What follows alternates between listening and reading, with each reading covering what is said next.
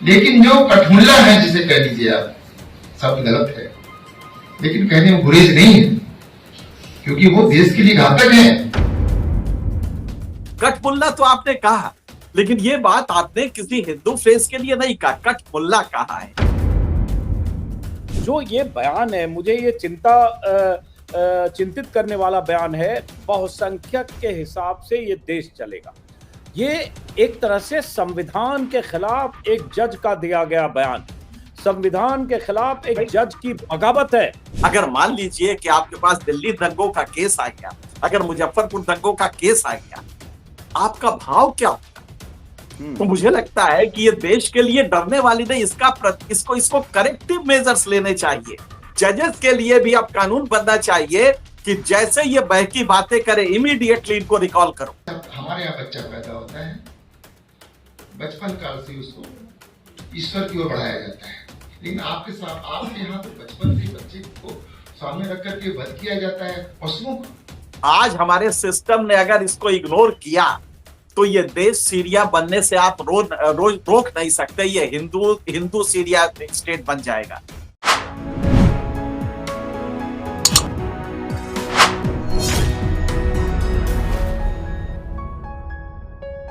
जज साहब, आपको चुना गया था जब भारत के संविधान की शपथ दिलवाई गई थी, तो आपको हिंदू के रूप में नहीं दिलवाई गई थी। आपने कितना भोंडा प्रदर्शन किया है अपने भाषण में, और ये सार्वजनिक भाषण है जिसमें आप कह रहे हैं हमारे बच्चे जब वो पैदा होते हैं तो वो उनको नैतिकता की शिक्षा दी जाती है, और उनके यहाँ जानवर काटे जाते हैं तो वो प्रवृत्ति उसकी कैसी होगी? अस वर्सेस दम की बाइनरी में आप ये बोल रहे हैं।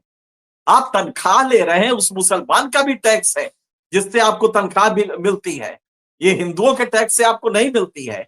तो हमें लगता है कि ये जो ढांचा, ये सांचा जो है हिंदुत्ववादियों का, इसकी प्रॉब्लम है जिससे कि ये लोग इसमें से निकल के आते हैं। और दूसरा ये है कि जज बनाया कैसे गया है, क्या एंटेसिडेंट्स नहीं देखे गए थे? उसके बाद अगर देख लिया गया था तो आप उनको एलिवेट भी कर रहे हैं। पहले आपने एडिशनल जज बनाया, उसके बाद कंफर्म किया, परमानेंट जज बनाया। कॉलेजियम कर क्या रहा था? अगर कोई जज मुतवातिर इस तरह अपने फैसले दे रहा है, आप जरा सोचिए जस्टिस चंद्रचूड़ उस समय क्यों नहीं रोके जब ये फैसला आया कि वैज्ञानिक कहते हैं कि गाय का जो दूध होता है या घी होता है, उससे हवन करने से सूरज की किरणें परिमार्जित होती हैं और बारिश होती है। ये कैसे लोग हैं जो हमारा फैसला कर रहे हैं? कल सही कहा असदुद्दीन ओवैसी ने कि अगर किसी मुसलमान का कोई क्रिमिनल केस चला जाएगा इस जज साहब के पास, तो ये जो सोच है उनकी कि ये तो जरूर बचपने में इसने देखा होगा किसी जानवर की हत्या। जज साहब, जानवर की हत्या नहीं, आपके यहाँ तो बधू जलाई जाती है। हम 10 वर्षे दम जब आप करते हैं, हमारे यहाँ जब इस्तेमाल कर रहे हैं, तो आप ही के यहाँ आज भी बहुएं जलाई जा रही हैं दहेज के लिए।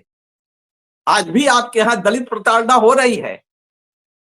घोड़ी पे दलित वाला बैठता है, कोई दलित बैठता है तो कोई गोली चला देता है। ये आप ही के यहाँ है जिसमें आप कह रहे हैं आप हिंदू है, अस वर्सेस देम।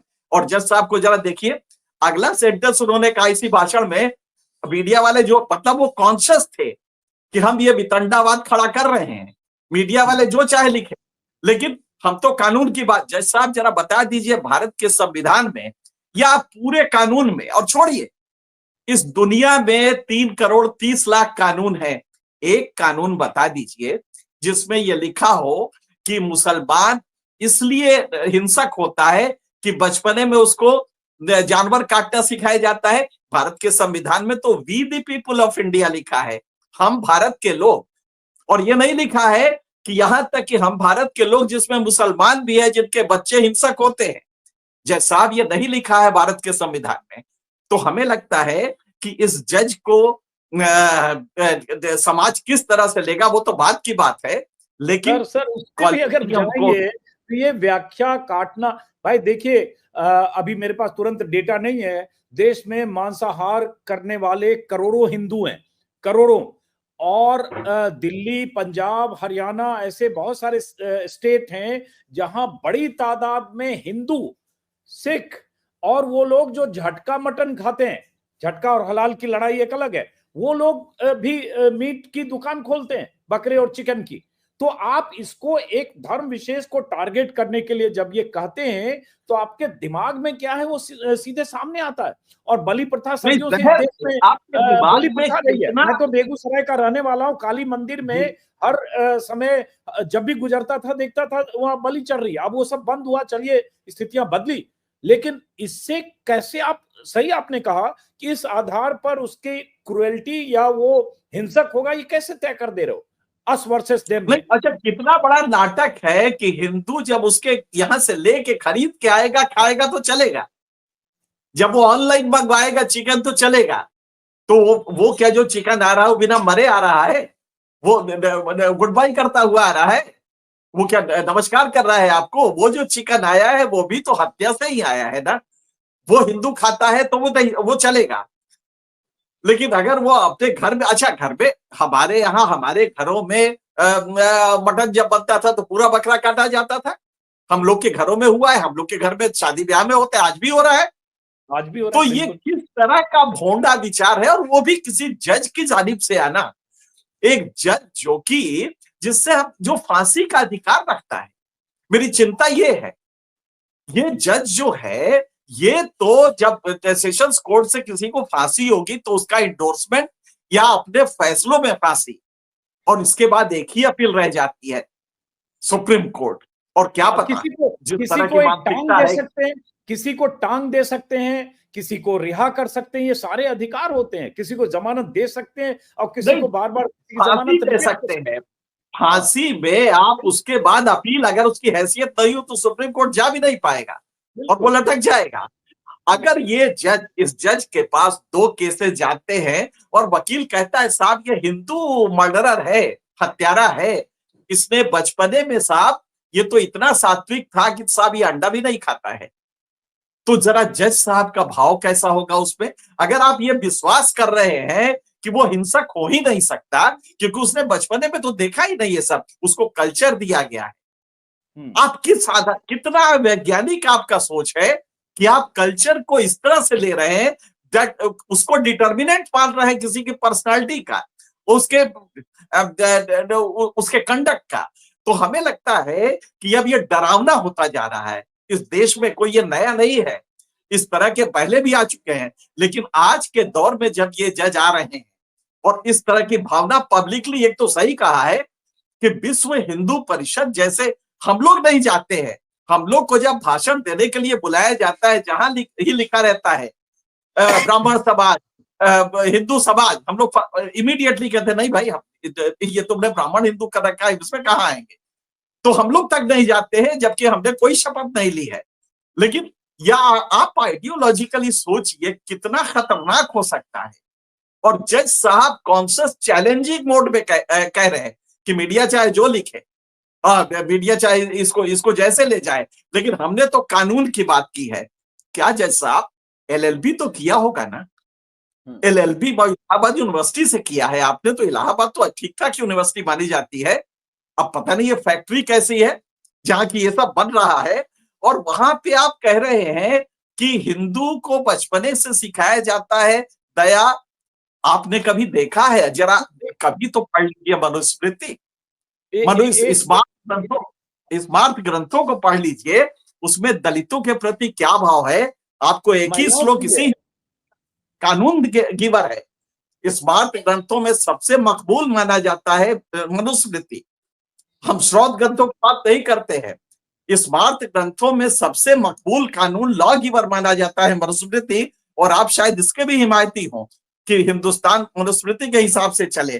तो जज साहब, मैं आपको सिर्फ एक ही श्लोक सुना के बताता हूं जो काफी मकबूल माना जाता है।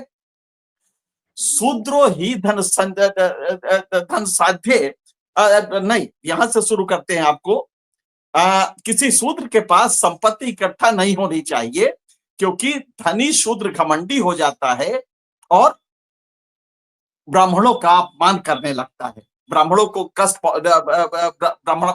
कष्ट पहुंचा सकता है। इसलिए उसे धन संचय नहीं करना चाहिए। दूसरा सुन लीजिए साहब,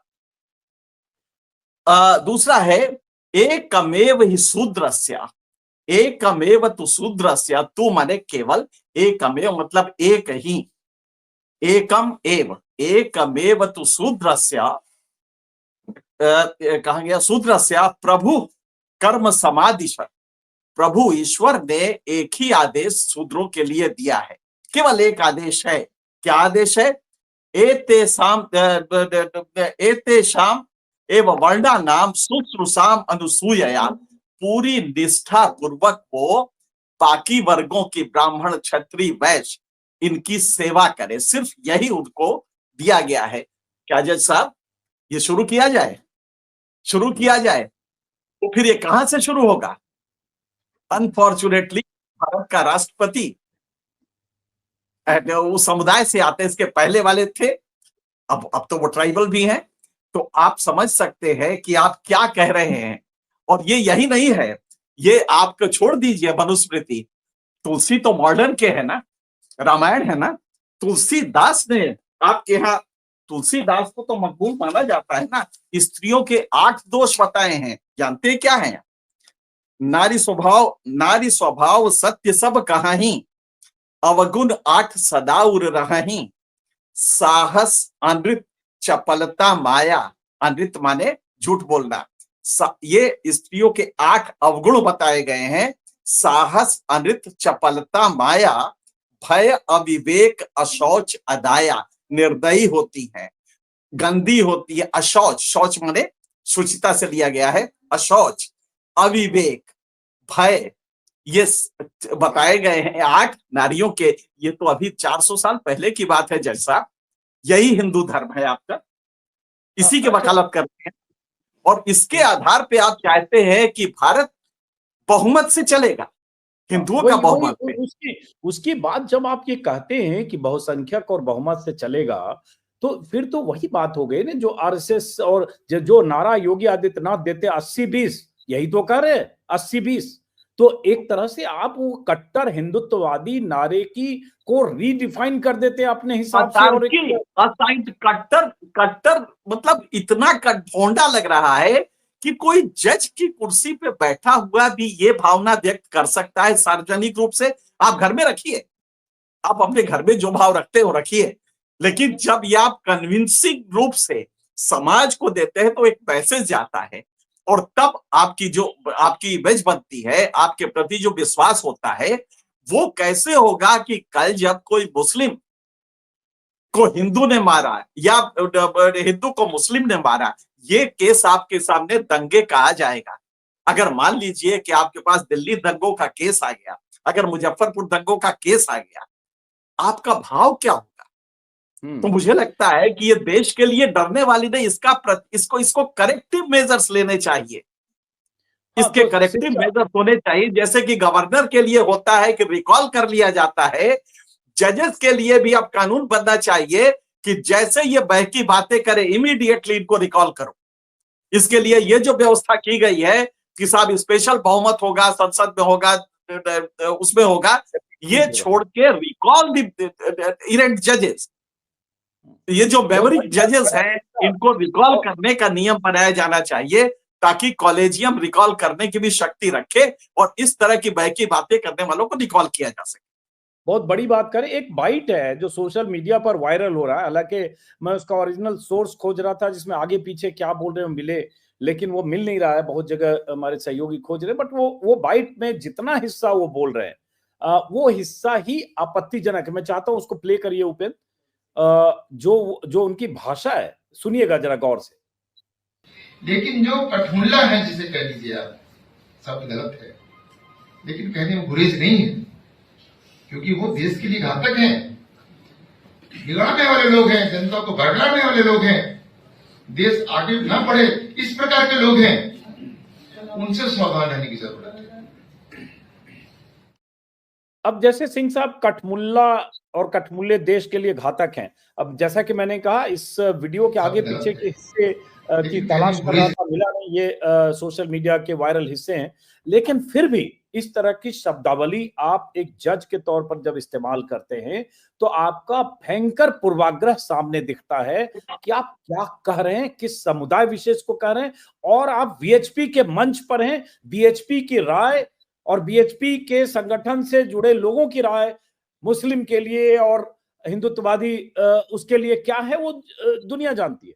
तो ये भी एक खतरनाक, ये जो फैक्ट्री है अजीत जी, इस फैक्ट्री की बड़ी भारी प्रॉब्लम है। इसमें जो आते हैं इस फैक्ट्री से सांचे में जब ढल के आते हैं आप, तो आप सोच को कुंद कर दिया जाता है। ये इन्हीं का नहीं है, ये जो उस फैक्ट्री से आता है उसकी सोच को बिल्कुल कुंद कर दिया जाता है ताकि वो एक जॉन्डिस स्टाइल से देखना ही शुरू। अब जरा सोचिए, कट मुल्ला, मुल्ला कौन होता है ये जानते हैं हम, कट है मतलब कि रिजिड है, तो जब दोनों को जोड़ के बनाएंगे तो कट मुल्ला तो आपने कहा, लेकिन ये बात आपने किसी हिंदू फेस के लिए नहीं कहा, कट मुल्ला कहा है।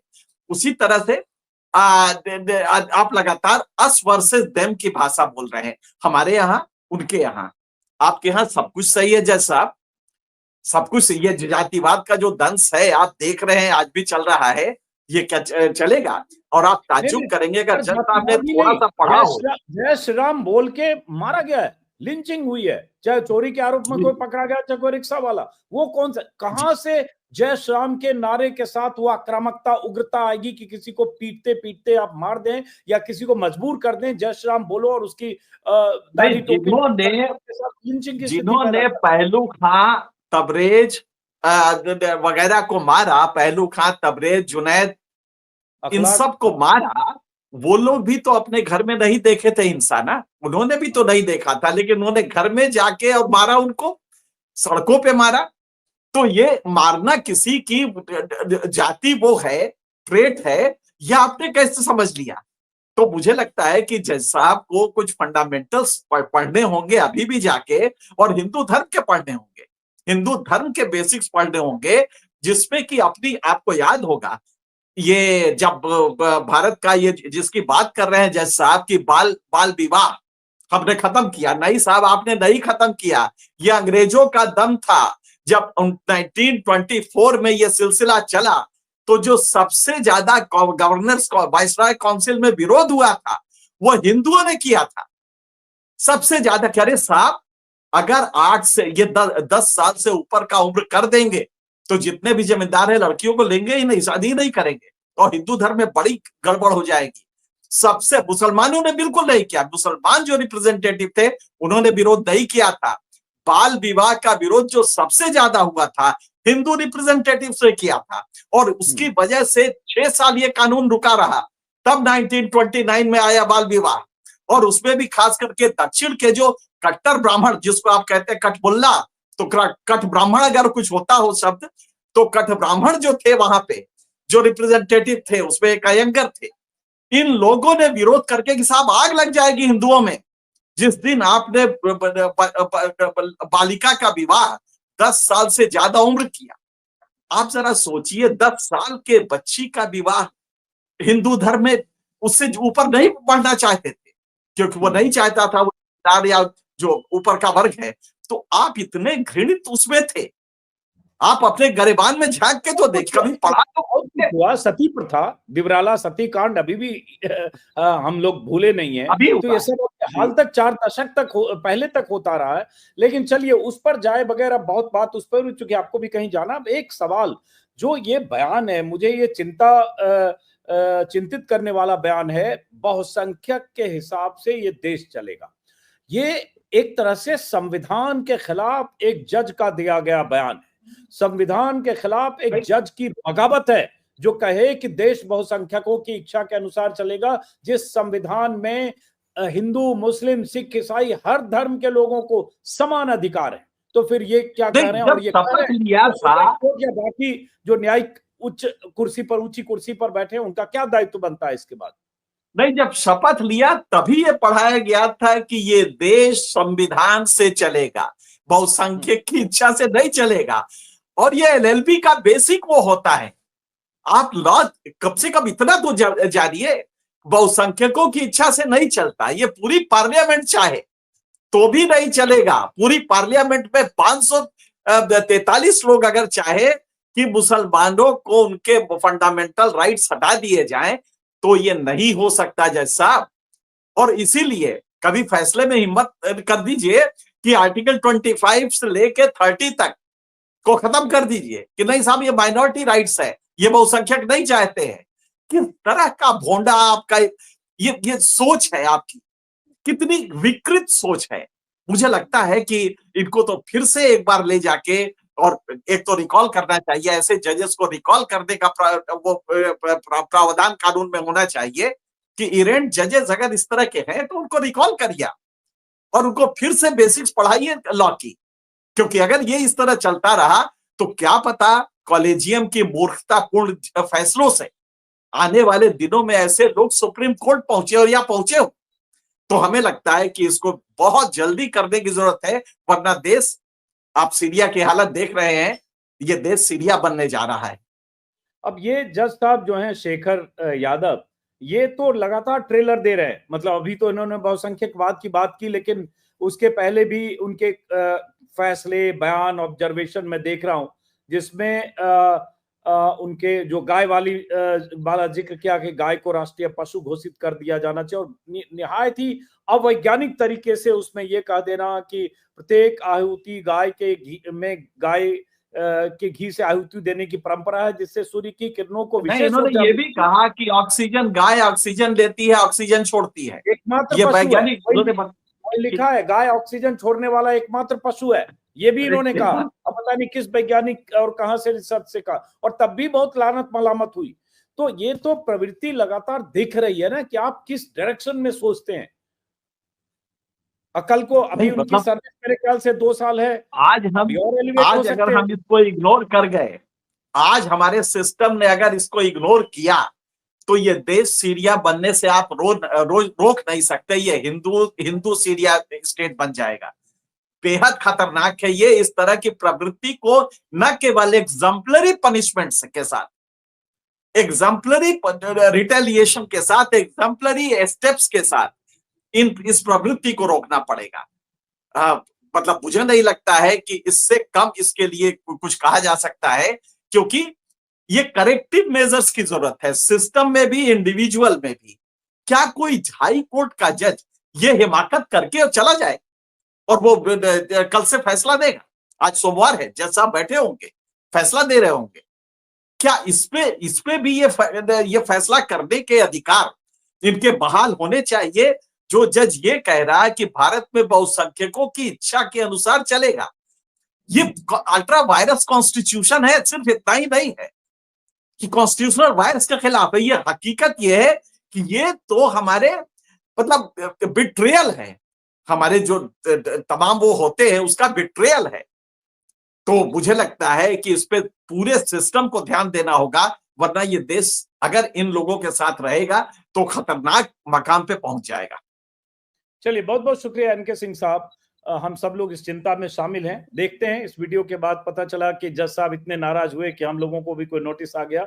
लेकिन फिर भी बहुत ऐसे मौके और ऐसे सवाल हैं जिस सवाल पर सवाल खड़ा करना, बोलना, प्रतिवाद करना जरूरी है। और ये हम लोगों को उसी संविधान ने अधिकार दिया है, अभिव्यक्ति की आजादी और नागरिक का अधिकार। हम उस अधिकार का सम्मान करते हुए अपनी बात रख रहे हैं। फिलहाल इस बातचीत को खत्म। सिंह साहब, अगर जज साहब जैसी आपकी शंका है कि जज साहब ये करेंगे, उनका अधिकार है, तो हम लोग यही कहेंगे कि भाई बचपनों में हमारे यहाँ भी नहीं कटा था, हमारे यहाँ भी कुछ नहीं कटा था, हम लोग भी अच्छे लोग हैं, हम लोग भी नॉनवेज नहीं खाते हैं और आप ही की तरह सात्विक हैं, तो इसलिए हमारे ऊपर आरोप नहीं लगने चाहिए। लेकिन मैं तो नॉनवेज खाता हूं और मैं मानता हूं कि किसी भी नॉनवेज खाने से ये तय नहीं हो सकता। भाई, आपको पता है वाजपेयी जी नॉनवेज के बहुत शौकीन थे, बहुत हमारे सामने खाए हैं। तो ये हमारे कैसे साथ खाए। और वो कामाख्या में बलि चढ़ाई जाती रही, प्रसाद लेके कौन जाते रहे? शुरू में मैंने कहा ना कि काली मंदिर पर हमने बलि चढ़ाते हुए दशहरा में और हर मौके पर उसमें देखा है, विजयदशमी को बलि चढ़ाते हुए, और अभी भी। और उसको प्रसाद कहा जाता है। जी बिल्कुल, उस मटन को प्रसाद कहा जाता है। हाँ, और इतने, अगर कोई हिंदू कातिल है और ये तिहाड़ जेल में और अलग अलग जगहों पर 302 में जो बंद होंगे, क्या सब टेस्ट हो गया कि सब वेजिटेरियन थे? सॉरी, वो नॉन वेजिटेरियन थे, वो मुर्गा बकरी खा के वो कत्ल करके पहुंचे जेल। ये सब मूर्खतापूर्ण बातें। चलिए, बहरहाल इस बातचीत को यहीं खत्म करते हैं, फिर मुलाकात होगी और हम इस चिंता में हम सब लोग शरीक हैं। देखते हैं। नमस्कार।